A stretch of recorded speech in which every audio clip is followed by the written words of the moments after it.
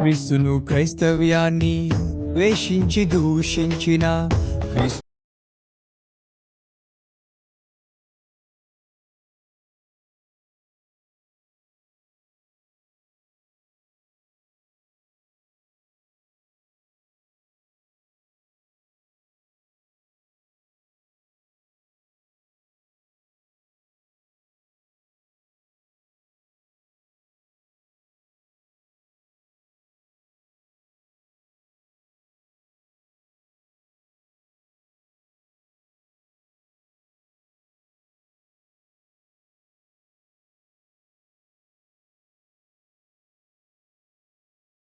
దేవునికి వాక్యం చెబుతుంది, మీకు ఏది ఇష్టం అడగంటారా బాబు, నేను ఇస్తాను. మన దేశం రక్షింపబడడం మనకి ఇష్టమైతే దేవుడు దేశాన్ని ఎప్పుడూ రక్షించేసినాం. హల్లెలూయా. సంఘమంతా కలిసి ప్రార్థన చేస్తే, సంఘమంతా ఏకీభవించి, అయ్యా నా దేశాన్ని రక్షించు, నా దేశాన్ని కాపాడు, నా దేశము క్రైస్తవ దేశంగా మార్చబడాలి, నా జనులందరూ రక్షింపబడాలి, నా దేశం ఎవడు నశించుకోవడం ఇష్టం లేదని ఏకీభవించి ప్రార్థన చేస్తే దేవుడు దేశాన్ని రక్షించేవాడు. ఆమేన్. అందుకోసమే ఇండియా ప్రేయర్ లీగ్ అనేటువంటి సహవాసాన్ని ఏర్పాటు చేసి సంఘాలన్నిటినీ, డినామినేషన్ భేదం లేకుండా అన్ని సంఘాలను ఏకీవింపజేసి ప్రార్థనా ఉద్యమాన్ని ప్రారంభించాం. దేవునికి స్తోత్రం. హల్లెలూయా. ఇప్పటికే కొన్ని వందల సంఘాలు ఏకమవుతున్నాయి. అనేక రాష్ట్రాల్లో ఉన్నటువంటి సేవకులు ఏకమవుతున్నారా. అతి త్వరలోనే దేశంలో గొప్ప రక్షణ మనం చూడబోతున్నాం. హల్లెలూయా, హల్లెలూయా. ప్రియమైన దేవుని బిడ్డలారా, జాగ్రత్తగా కొన్ని విషయాలు చెప్దాం. ఇష్టమైంది అడగండి, మీ సంతోషం సంపూర్ణమైనట్లు అడగండి, నేను మీకు ఇస్తానంటున్నాడు. అయితే ప్రార్థన చేసేటప్పుడు దేవుడు 3 విషయాలు గమనిస్తాడటండి. మనం ప్రార్థన చేసేటప్పుడు, మనకి ఇష్టమైంది మనం అడిగేటప్పుడు, మనకు కావాల్సింది మనం అడిగేటప్పుడు, మన సంతోషం సంపూర్ణమగినట్లు అడిగేటప్పుడు, దేవుడు నీ ప్రార్థనకు ప్రతిఫలం అవ్వాలంటే, నీ దేవుడు నువ్వు అడిగిన దాన్ని నీకు ఇవ్వాలంటే దేవుడు 3 విషయాలు గమనిస్తాడు. విందామా వదిలేద్దామా? విందామన్నవారు దేవునికి స్తోత్రం. హల్లెలూయా. యాకోబు రాసినటువంటి పత్రిక, యాకోబు రాసిన పత్రిక 1వ అధ్యాయము 6వ వచనాన్ని మనం చదువుదాం. అయితే అతడు ఏమాత్రమును సందేహింపక, దేవునికి స్తోత్రం. మొదటిది, దేవుడు నువ్వు ప్రార్థించేది నీకు ఇవ్వాలి అంటే దేవుడు నీ ప్రార్థనలో చూసేది ఏంటో తెలుసా? నీ విశ్వాసాన్ని చూస్తాడు. నీ విశ్వాసాన్ని బట్టి దేవుడు నీ ప్రార్థనకు ప్రతిఫలం ఇస్తాడు. నీ విశ్వాసం ఎలా ఉండాలంటున్నాడు దేవుడు? ఏ విధమైనటువంటి సందేహమో లేకుండా ఉండాలి. అందుకనే ప్రభు అంటాడు కదా, మత్తయి సువార్త 15వ అధ్యాయం, మత్తయి సువార్త 13వ అధ్యాయము 58వ వచనంలో చూస్తే అంటాడు యేసుక్రీస్తు ప్రభువుల వారు, వారి అవిశ్వాసమును బట్టి ఆయన అక్కడ అనేకమైన అద్భుతాలు చెయ్యలేకపోయాను. దేవునికి స్తోత్రం. చేయలేదు. ఎందుకు చేయలేదు? వాళ్ళలో ఏం లేదండి, విశ్వాసం లేదు. యేసుక్రీస్తు ప్రభువు వారి దగ్గరికి వచ్చిన వారందరినీ యేసు ప్రభు వారు ఏమన్నాడు తెలుసా? నీ విశ్వాసం నిన్ను స్వస్థపరుస్తుంది, నీ విశ్వాసం నిన్ను బాగు చేస్తుంది, నీ విశ్వాసం ద్వారా నువ్వు అద్భుతాలు చూస్తావు. దేవునికి స్తోత్రం. ఈరోజు మనం దీవించబడాలంటే, ఆశీర్వదింపబడాలంటే, మన ప్రార్థన ఆలకించబడాలంటే, మన ప్రార్థనకు ప్రతిఫలం రావాలంటే మనలో ఏముండాలండి? విశ్వాసం ఉండాలి. ఎలాంటి విశ్వాసం ఉండాలి? సందేహం కలిగినటువంటి విశ్వాసాన్ని ఏమంటాం? ఒకవేళ విశ్వాసంలో సందేహం వచ్చిందనుకోండి, దాన్ని ఏమంటాం?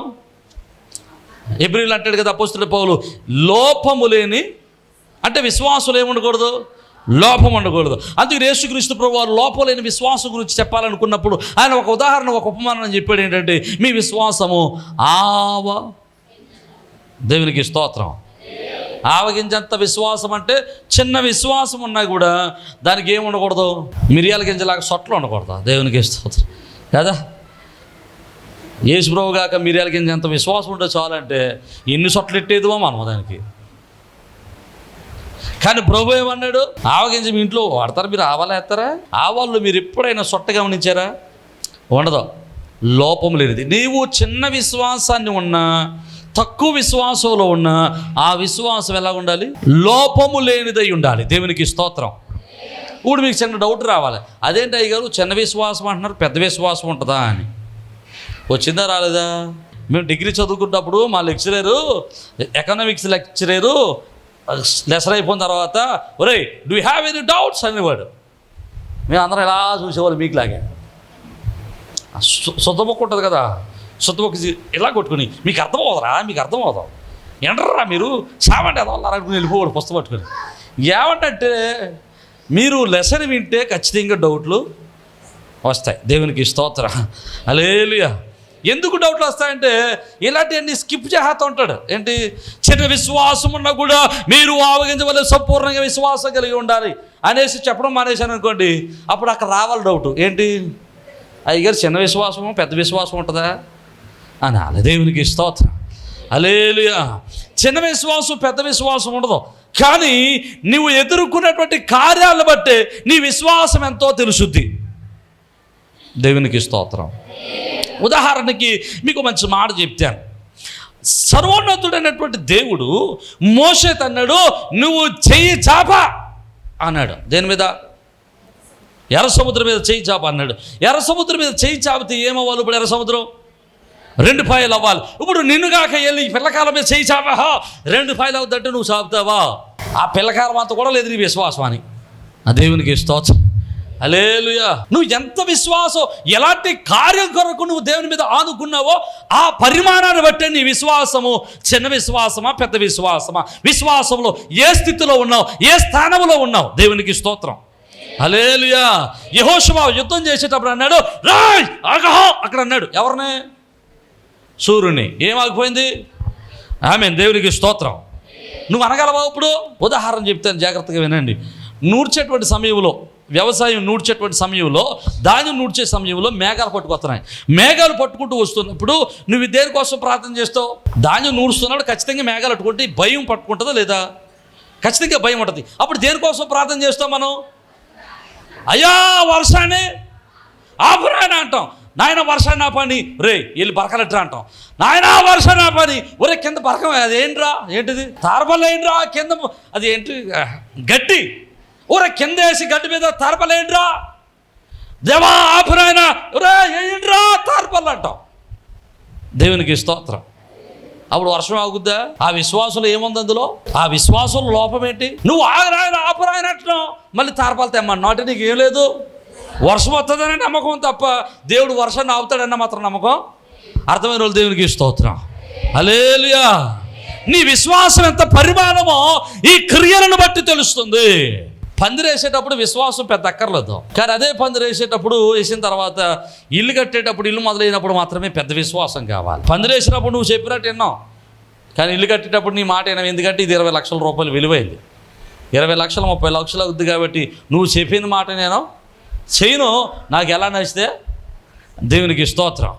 అంటే నీ విశ్వాసం ఎక్కడ ఆగిపోయింది అంటే 100 రూపాయలు పందిరి దగ్గర ఆగిపోయింది. 200 రూపాయలంత విశ్వాసం నీ దగ్గర లేదు, 20 లక్షలంత విశ్వాసం నీ దగ్గర లేదు. అర్థమైన వాళ్ళు దేవునికి స్తోత్రం చెప్పాడు, హల్లెలూయా. ప్రియమైన దేవుని బిడ్డలారా, విశ్వాసముతో నువ్వు దేవుని పని పూనుకుంటే, విశ్వాసంతో నువ్వు ప్రార్థన చేస్తే, ఏ విధమైనటువంటి సందేహము లేని విశ్వాసము నీలో ఉంటే ఖచ్చితంగా దేవుడు నీ జీవితంలో అద్భుత కార్యాలు. ఆమేన్, హల్లెలూయా, హల్లెలూయా. ఈ మందిరపు పునాది వేసినప్పుడు, ఈ మందిరానికి పునాది రాయి వేసినప్పుడు నా దగ్గర రూపాయి లేదు, కానీ దేవుడు ఈ పనంతటిని పూర్తి చేశాడు. దేవునికి స్తోత్రం, హల్లెలూయా. ఆ విశ్వాసం కావాలా? నీ దగ్గర ఉన్న డబ్బులను బట్టి కాదు విశ్వాసం, నీ దగ్గర ఉన్న శక్తిని బట్టి కాదు విశ్వాసం, నీ దగ్గర ఉన్న బలమును బట్టి కాదు విశ్వాసం. నువ్వు ఏదైతే చేయలేవో ఆ కార్యాన్ని నా దేవుడు చేయగలడు అని విశ్వాసంతో అడుగు వేయటమే విశ్వాసం. దేవునికి స్తోత్రం, హల్లెలూయా. పేతురు దేవుడు అన్నాడు, ప్రభువా నీకులాగా నేను కూడా నీటి మీద నడుస్తాను అన్నాడు. పేతురుతో ప్రభు అన్నాడు, రా అయితే అన్నాడు. అప్పుడు పేతురు ఏం చేశాడు? చెప్పట్లేదు, నడిచేశాడు నీటి మీద, నావ దిగిపోయాడు. కానీ నువ్వు దిగుతావా? అదే అంటున్నాను, నీ విశ్వాసం ఎక్కడున్నావు? నువ్వు విశ్వాసంలో మొదటి మెట్లో ఉన్నావా, 2వ మెట్లో ఉన్నావా, 3వ మెట్లో ఉన్నావా, 10వ మెట్లో ఉన్నావా, ఎంత మెట్లు, ఎన్ని మెట్లెక్క విశ్వాసంలో? మన విశ్వాసం ఎలా ఉంటుందంటే ఇంకా చిన్నపిల్లల విశ్వాసమే. చిన్న చిన్న వాటి మీదే విశ్వాసం, కానీ పెద్ద వాటి మీద దేవుని మీద విశ్వాసము పెట్టలేకపోతున్నాం. దేవునికి స్తోత్రం. You have to practice your faith. దేవుని యొక్క విశ్వాసాన్ని, దేవుని పట్ల నీ విశ్వాసాన్ని ఏం చేయాలి? ప్రాక్టీస్ చేయాలా. ఓకే, ఈ పనిలో దేవుడు సహాయం చేశాడు, నమ్మకంగా ఉంటే నెక్స్ట్ పనిలో చూద్దాం, నెక్స్ట్ పనిలో కూడా దేవుని మీద నమ్మకాన్ని పెట్టుకుందాం, దేవుడు చేస్తాడు. అలాగ ఉన్నతమైన కార్యాల వైపు నీ విశ్వాసాన్ని ఏం చేయాలి? బలపరుచుకోవాలి. దేవునికి స్తోత్రం చెప్పండి. హల్లెలూయా. మొట్టమొదటిగా దేవుడు నిన్ను చూసేది ఏంటంటే విశ్వాసాన్ని చూస్తాడు. నువ్వు చేయగలిగిన పనులు దేవుడు చేయడం కాదండి. నీ దగ్గర డబ్బులు ఉన్నప్పుడు నీ డబ్బులట్టి దేవుడు పని చేయించడం కాదండి. నువ్వు చేయగలిగినంత పని నీ చేత చేయించడం కాదండి. దేవుడు ఏం చేయగలడో తెలుసా? నీవు చేయలేని పనులు నీ చేత దేవుడు చేయిస్తాడు. దేవునికి స్తోత్రం. హల్లెలూయా.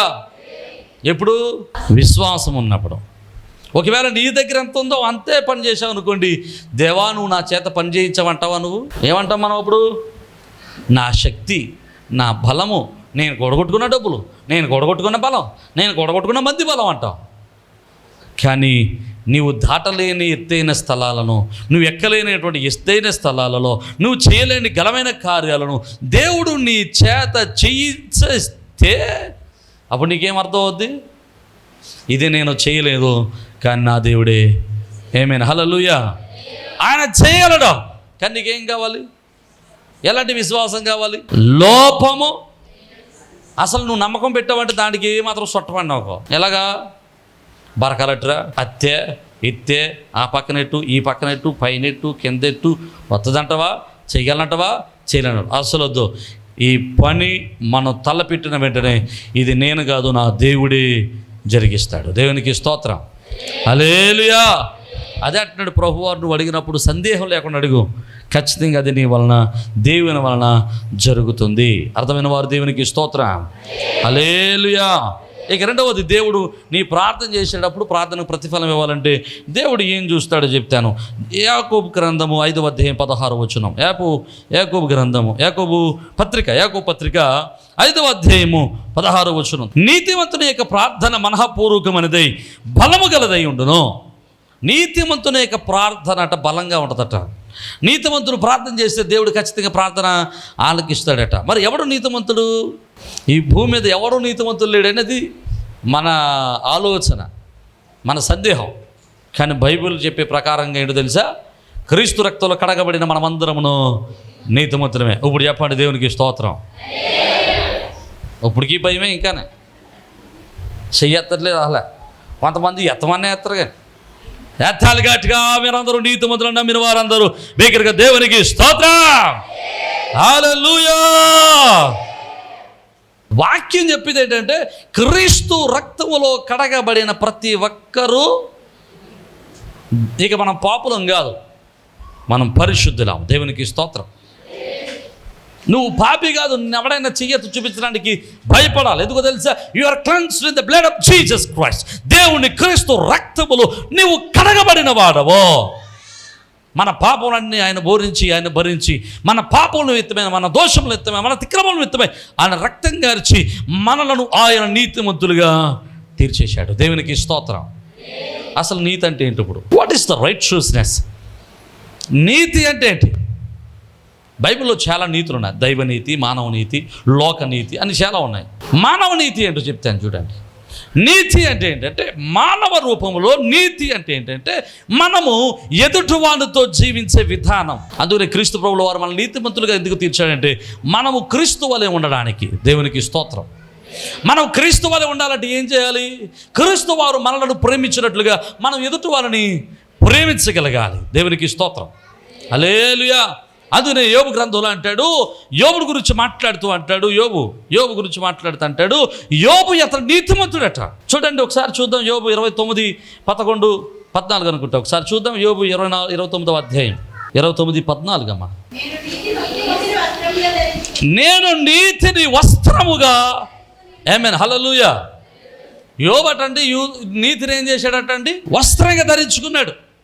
క్రీస్తు వారు చూపించినటువంటి నీతి, దేవుడు నేర్పించిన నీతి, నిన్ను వల్ల నీ పొరుగు వారిని ప్రేమించు, నీ పొరుగు వారికి సహాయపడు, నీ శత్రువుడు ప్రేమించినటువంటి నీతిని వస్త్రంగా ధరించాడట. ఎవరు? మనం ఏం ధరిస్తాం మరి? మన వస్త్రాలని నీతిని వస్త్రంగా ధరించగలమా? దేవునికి స్తోత్రం. మనం మంచి బట్టలు వేసుకుంటాం, ముఖం కనబడేది ఇంచుమించు 100లో 5% లేదా 3% ఉంది. ఈ 90% ధరించిన వస్త్రాన్ని బట్టి మన ముఖానికి విలువ. అందుకోసమే మంచి బట్టలు వేసుకుంటే అమ్మ రండి రండి అంటారు. అదే కొంచెం శాతపూర్ణ బట్టలు వేసుకుంటే అమ్మగారు రండి ఇలా కూర్చోమే అంటాను. దేవునికి స్తోత్రం. అంటే మనుషులు వస్త్రాన్ని బట్టి విలువ ఇస్తారు. కట్టడం లేదు. పెళ్ళిళ్ళకి వెళ్ళినప్పుడు చక్కని వస్త్రాలు వేసుకొస్తాం కదా. వేసిన కట్టిన చీర కట్టకుండా వేసిన సొక్కాయ మళ్ళీ వేయకుండా. దేవునికి స్తోత్రం. నీతి అంటే ఏంటంటే వస్త్రంగా ధరించాలట నీతిని. అంటే నీ నీతి క్రియలే నీ ముఖానికి విలువ తీసుకురావాలి. దేవునికి స్తోత్రం. నువ్వు సిరిగిపూర్ బట్టలు వేసుకెళ్ళినా మాసిపూర్ బట్టలు వేసుకెళ్ళినా నీ బట్టను బట్టి కాదు, నీతినే వస్త్రంగా ధరించిన నీవు నీ నీతి క్రియలను చూసి నీకు విలువనిచ్చేవారై ఉండాలి. హల్లెలూయా.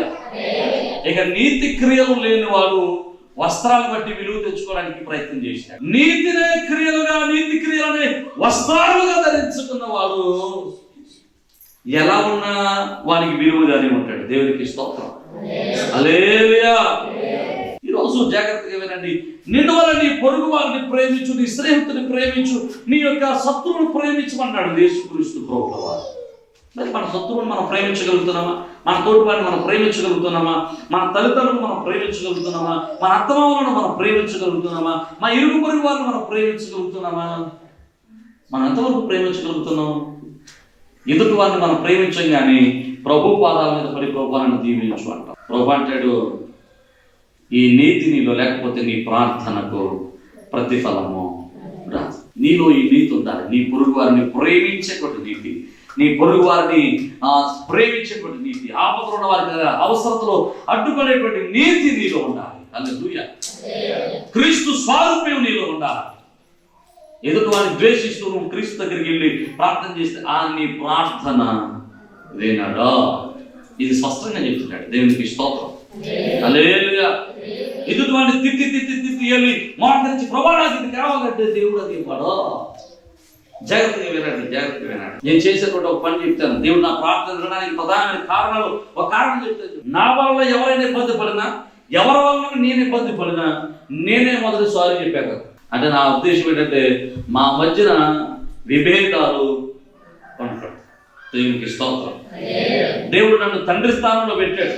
తండ్రి స్థానంలో పెట్టినప్పుడు కుమారులు పడినటువంటి కుమారులు ఏమైనా తండ్రి ఎలాంటి ప్రేమనైతే చూపిస్తాడో నేను కూడా అట్లాంటి ప్రేమనే. తండ్రి ఏం చేస్తాడండి? కుమారుని శిక్షిస్తాడు. కాసేపు అయిన తర్వాత ఏం చేస్తాడు? నువ్వు అమలు చేసావు కొట్టాడు నొరవై అంటాడా? కొట్టినోడు మళ్ళీ వెళ్ళి ఓరు నాన్న సారీ అని చెప్తాడు. నన్ను క్షమించరా, ఏమనుకోకరా అంటాడు. కారణం ఏంటి తెలుసా? కుమారుడు బాధలో ఉండడం తండ్రి గానం అంతే. తండ్రి ప్రేమ అంతే. దేవునికి స్తోత్రం. హల్లెలూయా. నువ్వు సారీ చెప్పినంత మాత్రాన, నువ్వు క్షమాపణ చెప్పినంత మాత్రాన నువ్వు చిన్నవాడు అయిపోవడం, పెద్దవాడు అయిపోవడం నీ శరీరానికి ఏమి, నీ యొక్క గౌరవానికి ఏ మాత్రం భంగము కాదు. మనం ఎదుటివాడిని ప్రేమించి ఎదుటివాడితో సహవాసానికి విలువనిచ్చేవాడు అయితే ఖచ్చితంగా మాట చెప్తావు. ప్రభు అంటున్నాడు, ఖచ్చితంగా నీవు ఏ విధమైనటువంటి విభేదాలు లేని వాడివై నీతి క్రియలు చేస్తూ, యథార్థమైన క్రియలు చేస్తూ, యోబు వంటి నీతి క్రియలు చేస్తూ నీవు దేవుని ఎదుట నిలబడగలిగితే ఖచ్చితంగా దేవుడు నీ ప్రార్థన ఆమేన్. హల్లెలూయా. I don't know what you are praying for. నువ్వు దేనికోసం ప్రార్థన చేస్తున్నావు నాకు తెలియదు. ఈ రోజు దేవుడు నీ ప్రార్థన వెళ్ళడానికి సిద్ధంగా ఉన్నాడు. మొదటిది నీ ప్రార్థనలో ఏముండాలి? రెండోది ఏముండాలి? నీతి ఉండాలి. దేవునికి స్తోత్రం. ఇక మూడవది జ్ఞాపకం చేస్తాను. మూడవది నేను చెప్పి ముగించడానికి ప్రయత్నం చేస్తాను. యాకోబు పత్రిక 4వ అధ్యాయము 3వ వచనాన్ని చదువుదాం. మీరు అడిగినను మీ భోగము నిమిత్తమే మీరు అడుగుతున్నారు కానీ దురుద్దేశం అడుగుతున్నారు కనుక మీరేమి దొరకట్లేదు. దేవునికి స్తోత్రం. నీతి గురించి మాట చెప్తాను తినండి. నీతి గురించి ఒక ఉదాహరణ చెప్పేసి నేను ముగిస్తాను. దావీదు దేవుని యొక్క హృదయానుసారుడు, కానీ దేవుడు దావీదు ప్రార్థన వినలేదు. ఒకసారి దావీదు ప్రార్థన చేశాడు కానీ దేవుడు ప్రార్థన ఆలకించాడు. తన కొడుకు మరణ భాష మీద ఉండి చచ్చిపోవడానికి సిద్ధంగా ఉన్నాడు. చచ్చిపోవడానికి సిద్ధంగా ఉన్నప్పుడు దేవ నా కొడుకును బ్రతికించాను ఉపవాసం ఉండి ప్రార్థన చేశాడు. కానీ కొడుకు బ్రతకలేదు. ఎందుకు బ్రతకలేదు? అప్పటికి ఈ యొక్క దావీదు బెత్షెబతో పాపం చేశాడు. పశ్చాత్తాపం లేదు. తన పొరుగు వాడేటువంటి ఊరియాను బలిదానంగా లేకపోతే అన్యాయంగా ఆ యొక్క యుద్ధంలో పెట్టి చంపించేశాడు. అందుకని దేవుడు అతను నీతి క్రియ లేదు, అందువలన దావీదు ప్రార్థన కూడా దేవుడు ఆలకించలేదు. దేవునికి స్తోత్రం.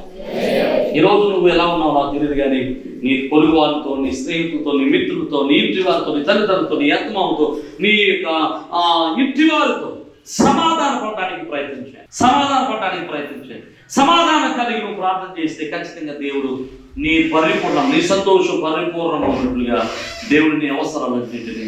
మూడవది అంటున్నాడు, మీరు దురుద్దేశముతోనూ నీ భోగముల నిమిత్తం అడుగుతున్నారు కనుక దేవుడు మీకు ఏమి ఇవ్వట్లేదు. ఒక ఉదాహరణ చెప్తాను. ఈ భోగం నిమిత్తం అడగటం ఆ రోజు కట్టండి 2 కోరికలు ఉంటాయి. షాపింగ్ వెళ్ళాం, తన భర్తను తీసుకుని షాపింగ్ వెళ్ళినప్పుడు 2 కోరికలు ఉంటాయి.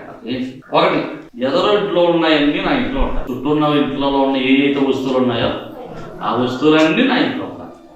రెండో ఆశ ఏంటంటే నా ఇంట్లో ఉన్న ఎవరింట్లోనూ భర్త కొంటాడంటారా ఏమో చెప్పమని కదా, తిట్టుకుంటూ లేకపోతే నీ దగ్గర ఉంటుంటే నువ్వు కొనుక్కోదాకా భర్త తీర్చిమించి ఎందుకే పనికిరాని వస్తువులు కొంటానని ఏపించుకు తింటావంటే నీ బాధ పల్లె కొనాలేమో తప్ప అవసరం లేని వస్తువులు భర్త కూడా కొండ. భర్తే కొండు, తండ్రే కొండు, ఈ దేవుడు ఎందుకు ఇస్తాడు?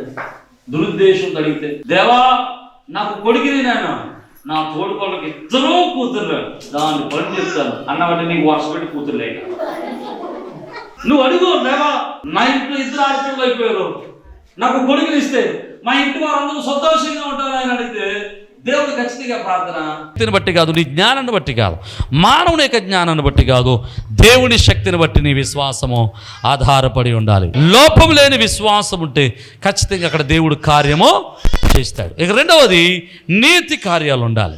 నీతి క్రియలు ఉంటే, నీతిని నువ్వు వస్త్రముగా ధరించుకోగలిగితే, దావీదు లేకపోతే యోబు నీతిని చేసినట్లుగా, నీతి క్రియలు చేసినట్లుగా నువ్వు నీతి క్రియలు చేస్తే ఖచ్చితంగా దేవుడు నీ ప్రార్థన ఖచ్చితంగా ఆలకిస్తాడు. దేవునికి స్తోత్రం.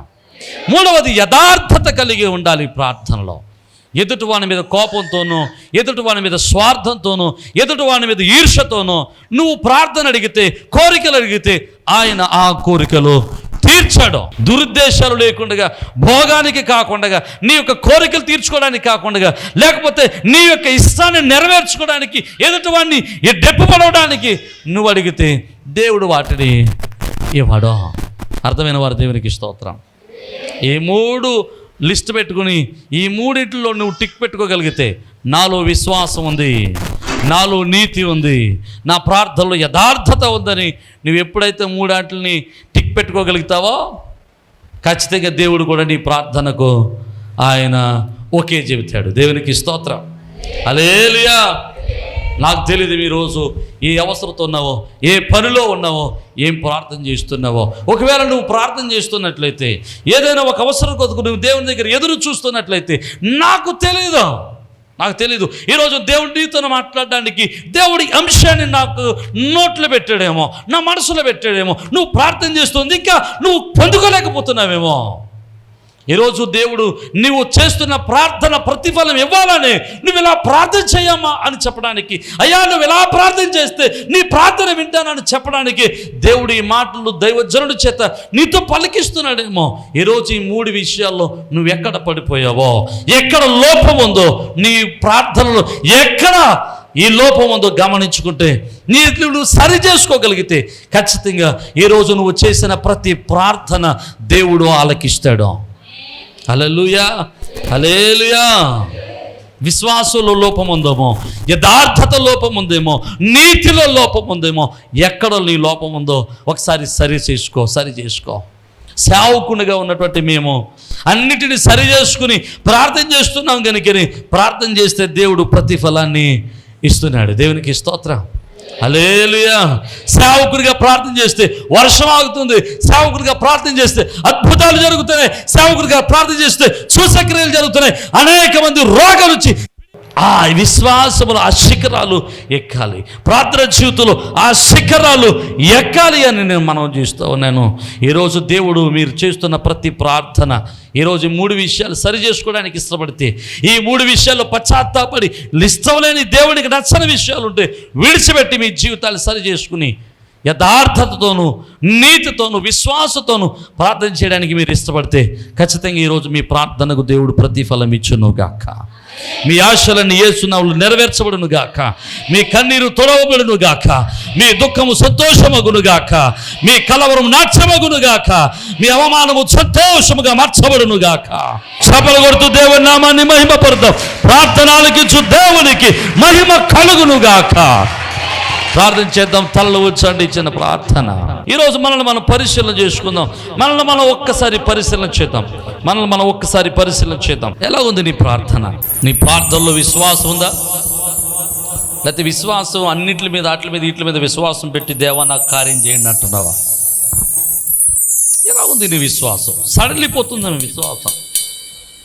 విశ్వాసం సడలిపోతుందేమో. విశ్వాసంలో దిగజారిపోతున్నావేమో, అవిశ్వాసం అయిపోతున్నావేమో. ఒకసారి ఆలోచన. నువ్వు చేసేటువంటి ప్రార్థనకు నీ నీతి క్రియలు లేవేమో.